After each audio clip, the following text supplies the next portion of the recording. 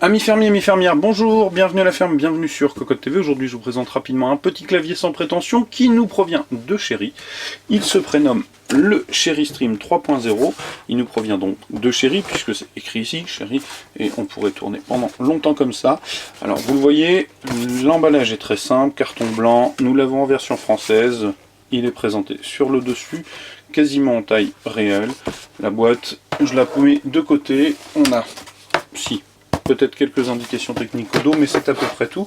Parce que vous allez le voir, en fait, ce petit Cherry Stream 3.0 est un clavier, somme toute, je dirais, entrée de gamme, pas très cher, 29 €, mais qui se veut plutôt professionnel et plutôt solide, entre guillemets, puisqu'il est prévu pour résister aux éclaboussures, et je vous en reparlerai, puisque je me suis amusé un petit peu avec.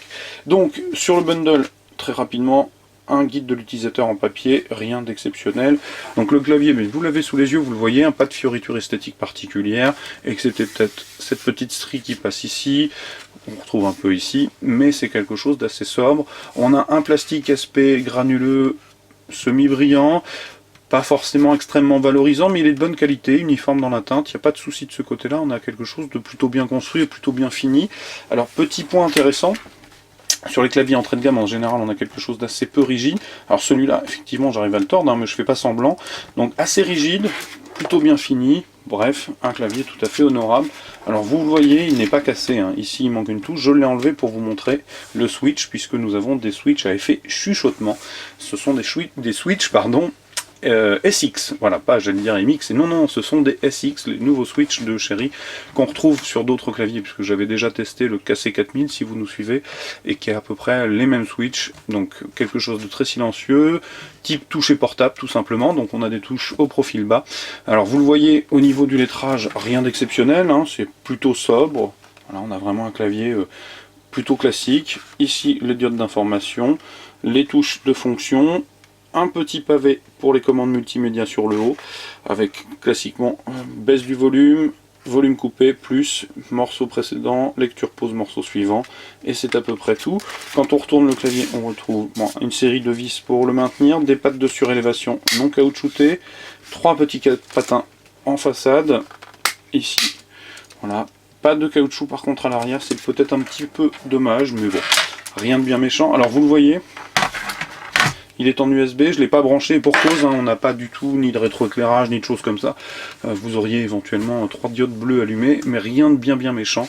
Donc sur la partie supérieure, on a le marquage Cherry, je vous l'ai dit, un marquage somme toute très classique. Et je vais vous présenter un peu plus en détail les switches. Donc vous le voyez, on a un ciseau et une membrane, donc au niveau du bruit,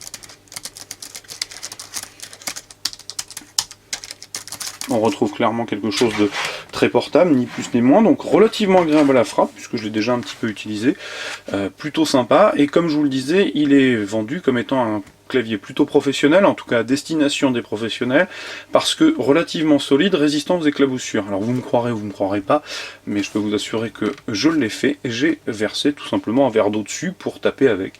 Et bien, à ce jour, il fonctionne toujours, il n'y a pas de souci. Je pourrais vous le brancher pour vous le prouver, hein, mais je vous assure que vous pouvez me croire. Je suis suffisamment, comment je dirais, suffisamment têtu et obstiné pour faire ce genre de test. Donc j'ai véritablement versé un verre d'eau dedans et j'ai continué à taper. Alors ça fait floc, mais c'est pas très grave. Et pour le coup, il marche parfaitement encore aujourd'hui. Donc oui, il a une certaine forme de résistance. Alors par contre, vous remarquerez qu'il n'est pas certifié IP quoi que ce soit.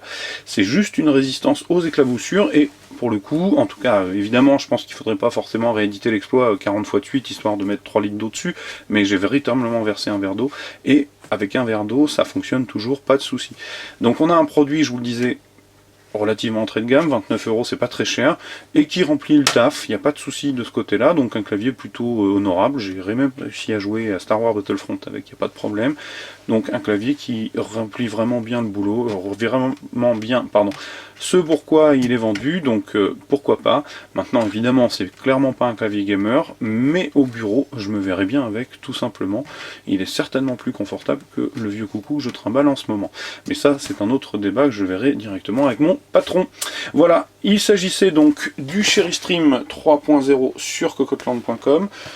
Comme d'habitude je vais vous inviter à venir lire le test écrit, qui paraîtra très prochainement. Comme d'habitude je vais vous souhaiter une excellente journée et je vais vous dire surtout à très bientôt et au revoir.